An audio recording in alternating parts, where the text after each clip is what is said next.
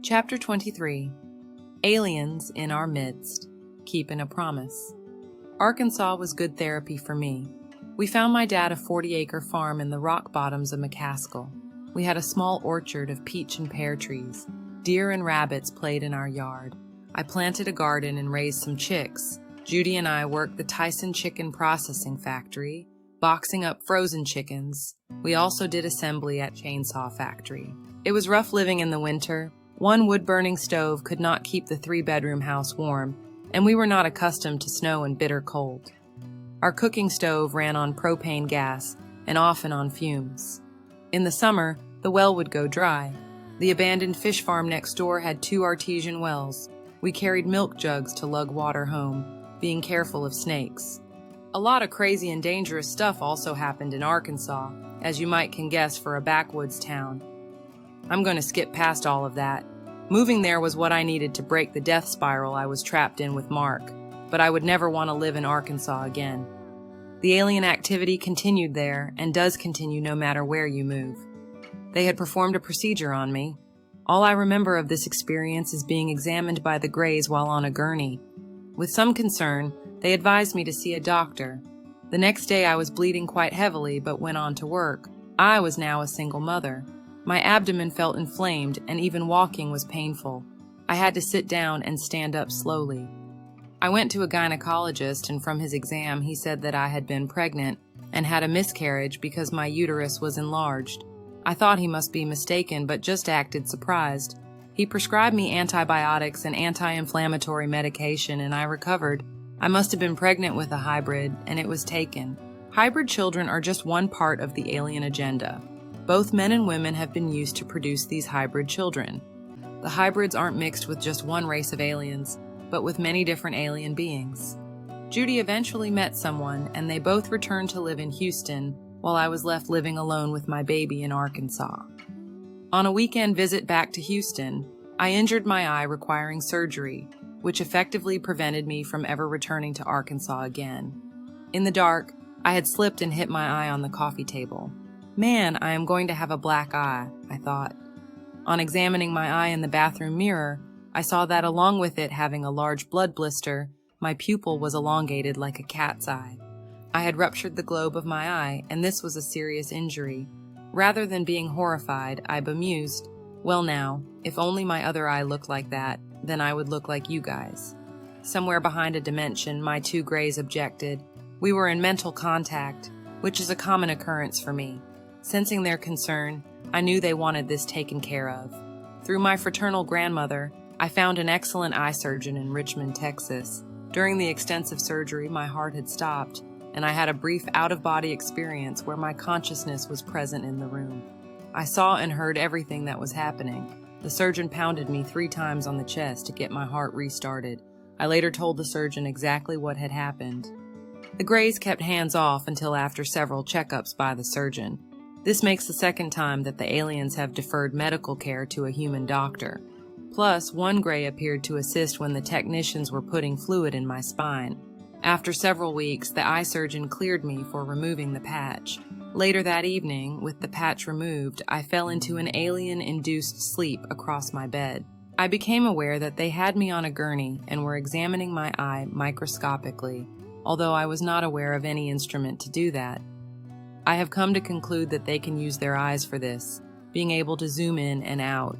The Greys appear to be entities that have both organic and biomechanical body parts. This is often referred to as cyborg or cybernetic organism. Their bodies are engineered and they are able to transfer their consciousness into it. I'm sure each body has their own unique vibrational fingerprint. On my next eye exam, my doctor saw the change in his handiwork and got very upset with me. I had messed it up, and now he might have to take me back into surgery, he said. Needless to say, we were both distressed. He applied the eye drops and sent me into another room where I waited, dreading the idea of another surgery. After my eyes were dilated, he examined my eye with a high-powered lens and calmed down. It became very apparent to him that a fine surgical instrument had been used to slice the delicate tissue. In fact, the eye looked good and was healing very well. Oh yeah, that's right, I said.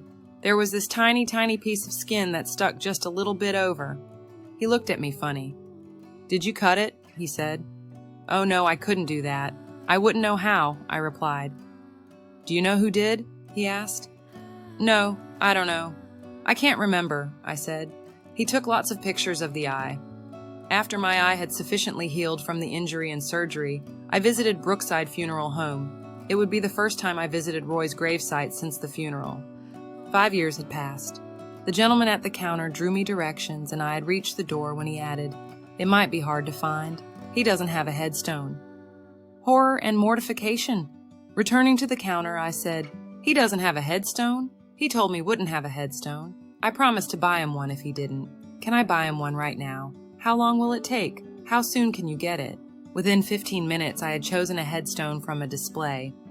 It was going to cost about $365, which was a lot for me in 1981. I wrote a down payment check. They would engrave his name and deliver it later, standing where I thought Roy's gravesite might be, right next to our grandpa.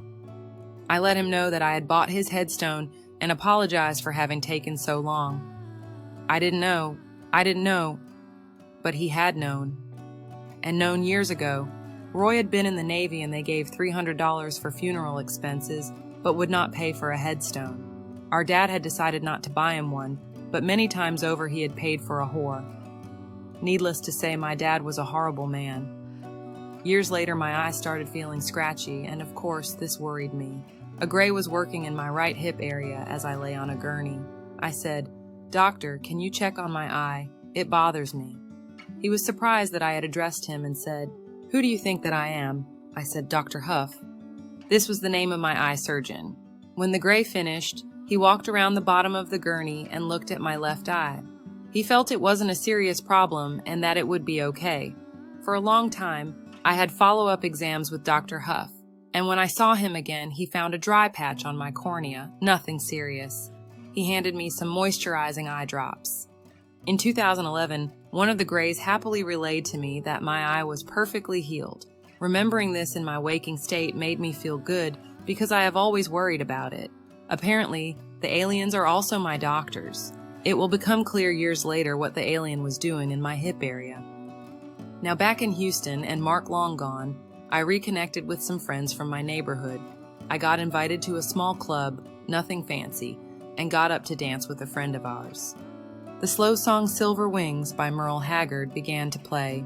It goes, "Silver wings, shining in the sunlight, roaring engines, headed somewhere in flight. They're taking you away, leaving me lonely, silver wings slowly fading out of sight." The rhythmic tune and motion of our bodies drew me into a dreamy, altered state. Feeling a little romantic, I suddenly had a vision of the man I would someday marry. These visions didn't appear inside my head. They appeared just above my head and to the forefront. It was as if I could reach up and put my hand there. In my vision, I saw a young man in an airplane flying at top speeds. Not a commercial plane like the song, but a fighter jet. I saw him as if in real time flying out over the ocean, and instinctively knew that one day he would be my husband. I found this to be incredulous. How could I, me a nobody, marry a pilot? I announced to my friend and dance partner, "Wow, I just saw the man I'm going to marry. And he's a pilot. But that can't be. Why would a pilot want to marry someone like me?" I looked at my vision again and did a fast forward to when I would actually know him. He was a good man, but had become more of a grouch as he got older. It made me wish I'd met him when he was younger. I actually did not think of this vision again until many years after we got married in 1991, which was 10 years after the vision. But before I met and married my soulmate, if you will, I had to go through one more failed marriage. Being naive, I fell victim to immigration fraud that was going on big time in Houston, and still is, by the way. Yep, my second husband married me for the green card. In actuality, he was already betrothed to a 10-year-old girl in Pakistan, and he was 26. It was a devilish scheme. Having already endured so much in my life, I'm at a loss for words to convey the depth of devastation this brought me. The pain was truly overwhelming. Continue to walk with me on this journey, and I'll delve into the intricacies of how it unfolded and how once more I found the strength to overcome. This concludes Chapter 23, Aliens in Our Midst. Please like, comment, and share. And as always, stay curious.